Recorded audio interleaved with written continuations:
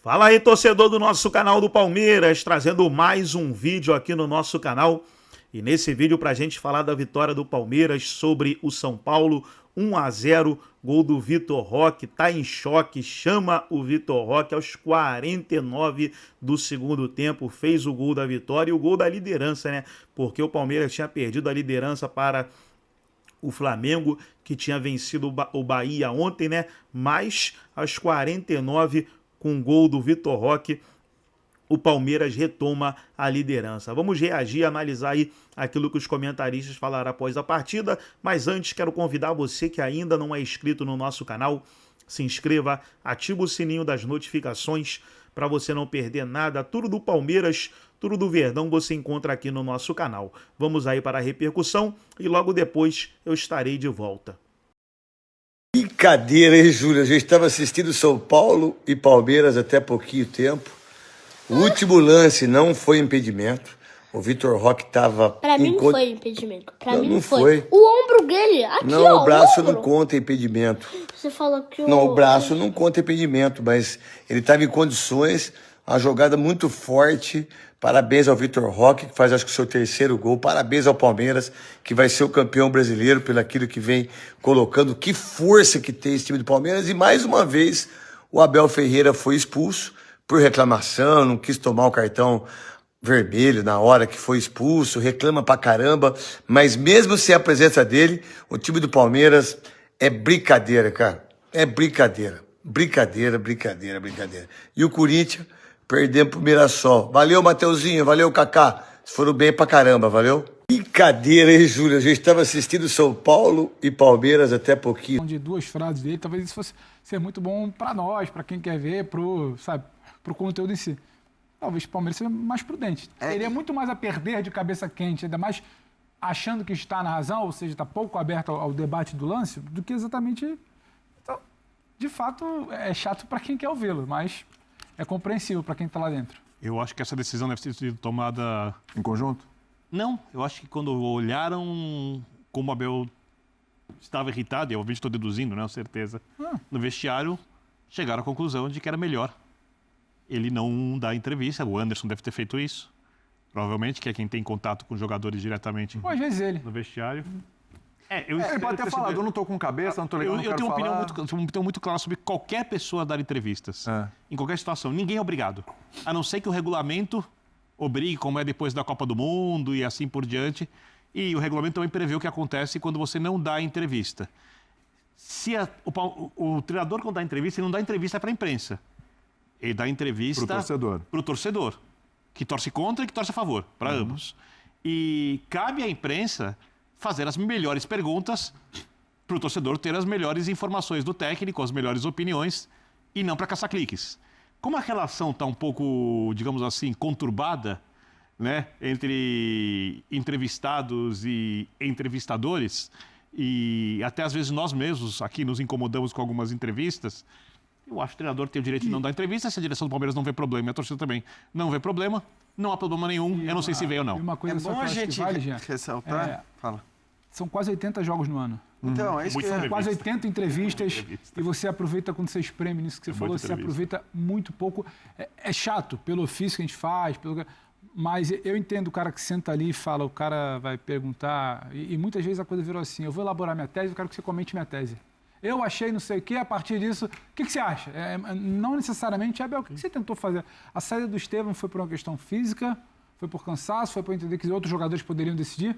O que explicou tirar o Estevão? Não, o Abel, achei que você não foi bem tirando o Estevão. Então, quase Já sempre vem um também são comentário, pelo menos né? 80 entrevistas no ano. Eu acho o seguinte, eu acho que o ideal é você não tirar o técnico depois da entrevista, mesmo quando ele é expulso. E, aliás, eu discordo completamente da regra da Conmebol, de que o técnico foi expulso, então ele não fala. Também discordo. Não, aí são momentos, inclusive, que talvez o técnico devesse falar e devesse dar explicações. Ou queira falar até. Sobretudo quando você tem uma figura que precisa dar explicações. A gente tem tido muitos casos no futebol brasileiro de dirigentes de CBF, de clube, de todo mundo, que precisam dar explicações, que tem que dar respostas e que não dão respostas. E que se sentem muito à vontade para não dar resposta, para ver uma notícia absurda, para ver uma acusação pesada e dizer, cara, eu não preciso falar nada, eu não preciso prestar satisfações. E isso é um absurdo.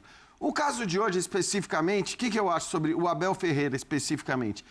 Não acho que hoje fosse uma entrevista essencial. Lamento que tenha sido da maneira que foi, até porque o Abel, nos 2 primeiros anos dele no futebol brasileiro, para mim, dava as melhores entrevistas de técnico, mas assim, disparado no futebol brasileiro. Ele acrescentou demais, em todos os aspectos. Ele acrescentou no aspecto tático, quando fala do time, acrescentou quando falava do futebol brasileiro de maneira geral, das mazelas do futebol brasileiro de maneira contundente. Então, assim, ele sempre deu entrevistas muito boas nos 2 primeiros anos.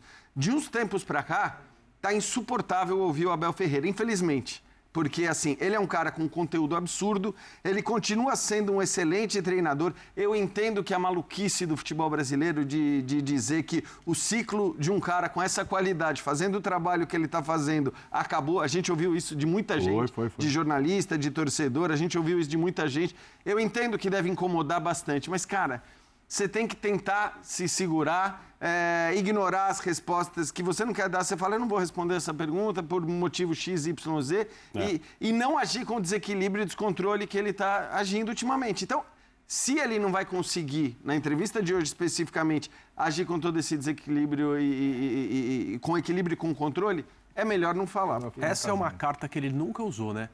Desculpa, sobre esse assunto eu não vou falar. Não, porque aí é sempre na porrada, na volta, né? Acho que até hoje ele gosta do confronto. Ele nunca fez isso.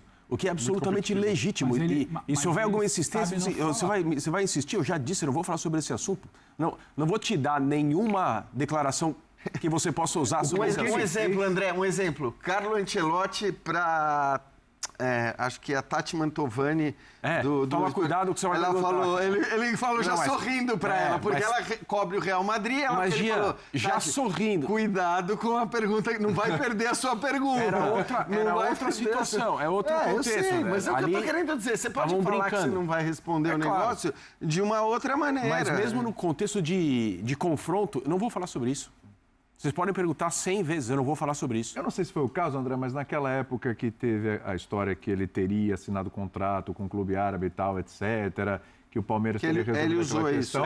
Ele falou, ele se pronunciou e interditou qualquer tipo de sequência ali. Fez um pronunciamento. A minha impressão, eu concordo plenamente com o que o Jean falou. Seria muito melhor para o clássico, a noite, a vitória do Palmeiras, que o Abel desse entrevista. A minha impressão é que ele achou que se arrependeria. Então, e aí é melhor não dar mesmo. Ou alguém achou isso por ele. Sim. Porque, André, não é nada que aconteceu no jogo justifica uma explosão tão grande. Eu concordo com o lance do cartão amarelo. Ele pode estar irritado com o vermelho porque explodiu, pode estar irritado com o árbitro, pode estar irritado consigo mesmo, não sei qual é a avaliação, que ele se é autocrítica, se é crítica o que aconteceu, se ambas as situações ele pode estar irritado, eu não tenho ideia, se achava que não merecia o vermelho. Olhando o que tem acontecido nos jogos do Palmeiras, não acredito que seja um acúmulo de erros de arbitragem. Não. Não dá para dizer que é isso. Eu acho que houve temporadas em que ele poderia explodir muito mais, por isso essa temporada não dá para fazer isso. Não dá para reclamar que a arbitragem tem constantemente atrapalhado o Palmeiras a conseguir seus resultados. Alguns jogos sim, outros jogos a arbitragem. A arbitragem é ruim, isso pode irritar o técnico, mas aí então nenhum técnico fala. Nunca é acúmulo, Biro, nunca é acúmulo. É sempre lance pontual e, aliás... Eu acho que é um acúmulo. Eu acho que o cara vai na... Ou tem alguma coisa pessoal, tem alguma coisa e explodiu nisso. E isso vale para ele, isso vale para o Zubeldia, isso vale para o Mano Menezes, isso vale para muito técnico. Todo jogo eles vão encontrar lances, e neste caso até... Ao contrário de outros casos, ele reclama com razão de um lance em que o Alan Franco deveria ter recebido o cartão amarelo, mas, para mim, perde a razão, às vezes, nas reações. Agora, eu não vejo... E acho que, assim, de maneira geral, no futebol brasileiro, as reclamações, elas são muito... Então, assim, ele apontou, naquelas entrevistas que ele dava, um monte de mazela legal, que era legal ouvi-lo falando sobre os problemas específicos nossos. Esse foi um dos serviços prestados por ele ao futebol brasileiro. Exato. Naquela temporada...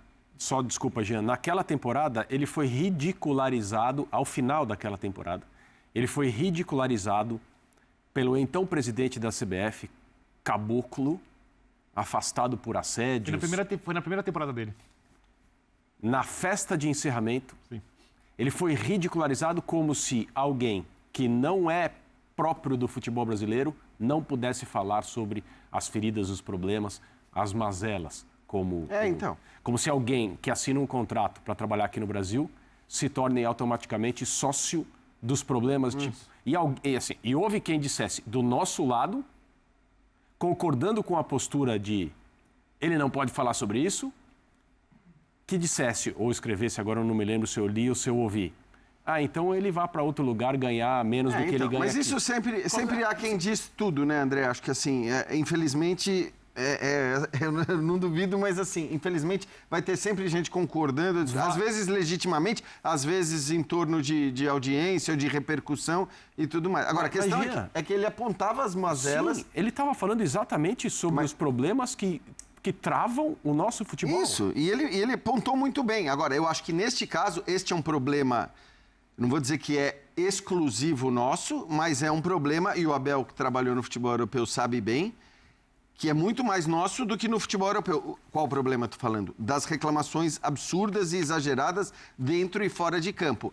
E deste problema, ele faz parte hoje, Sim, né? Porque ele faz parte, o Zubeldia faz parte,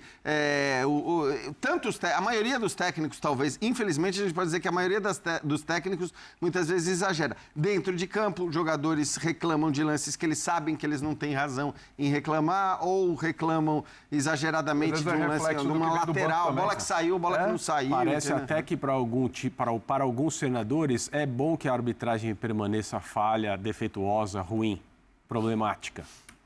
Porque isso acaba sendo usado para defender certos resultados, certas posturas. Dirigentes também. Dirigente principalmente. Vamos ouvir o Zubeldia, vamos lá.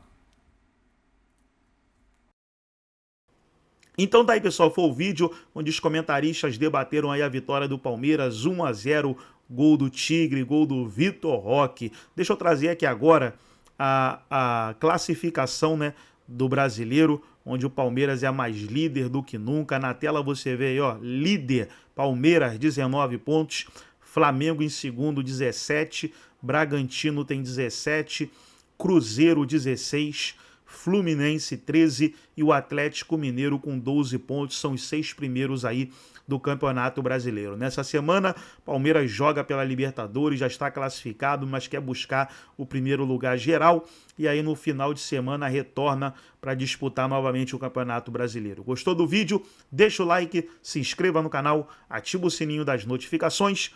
Forte abraço a todos e até o nosso próximo vídeo aqui no nosso canal do Palmeiras.